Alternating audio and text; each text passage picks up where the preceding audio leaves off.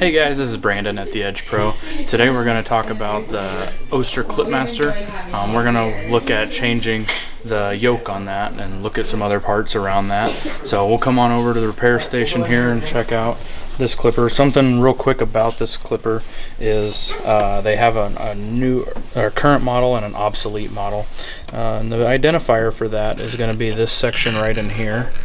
If this is what we call orange peel texture. It kind of feels and looks like an orange peel.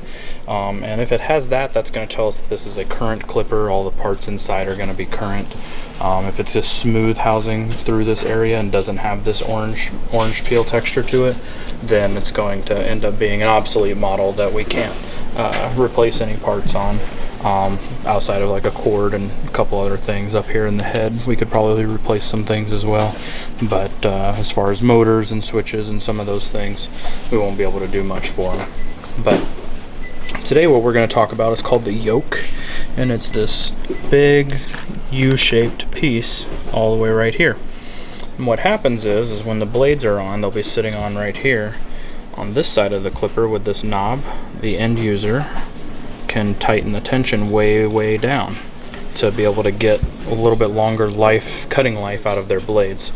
And when that tension's tightened all the way down, and then the clipper stops and the oil inside the blades starts drying out or something along those lines, next time they go to turn the clipper on, instead of moving the blade because it's now stuck together and has an incredible amount of tension to it, it ends up breaking these leaf springs here on the sides. So we're going to talk about doing that repair. Before we get to that though, I just want to highlight, so this should be able to pivot in most situations. And so before we get to that, down here on the inside, if we look down through here, you can see this, you can see this brass block right here, and it's just sitting on a shaft. And what we want to do is check to make sure it should be pretty snug on there. There shouldn't be a lot of up and down or side to side play on that. So this is what it looks like. It just slides right on the end. There's nothing holding it on at all.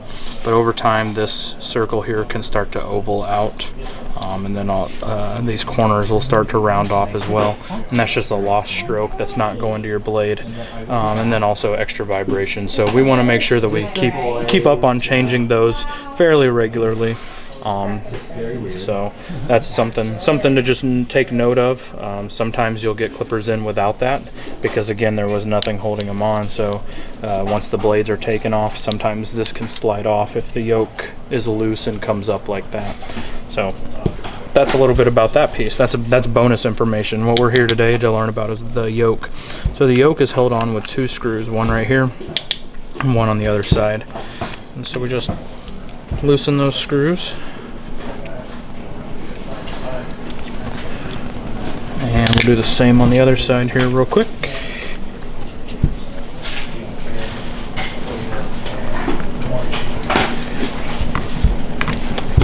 And then we should be able to pull this out.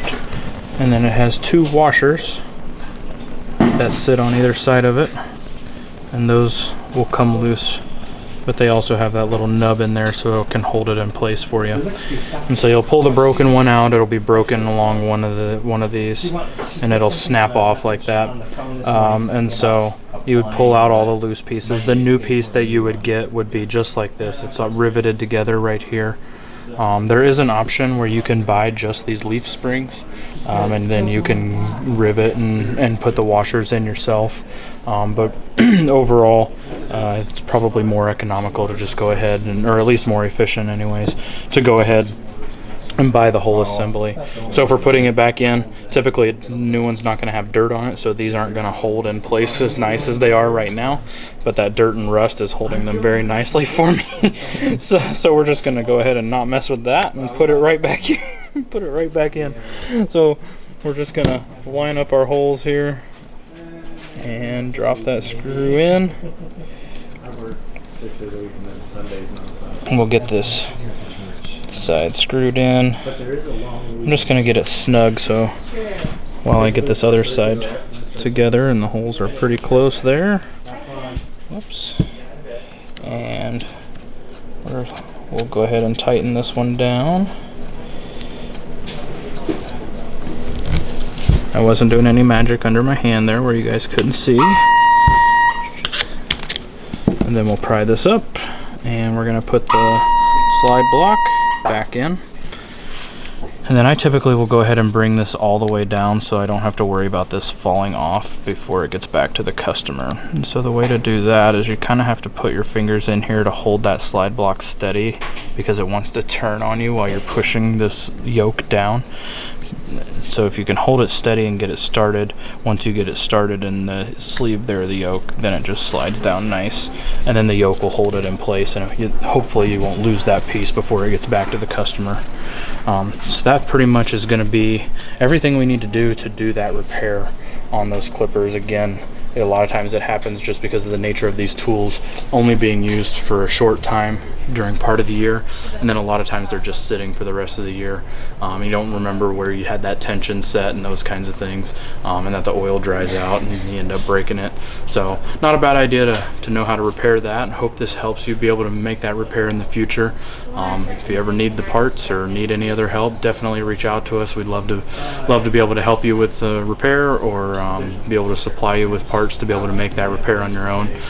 Hope you found this helpful. If you did, hit the thumbs up. We'd love to hear your feedback, and we'll be sure to be putting more videos out like this each week. Thank you.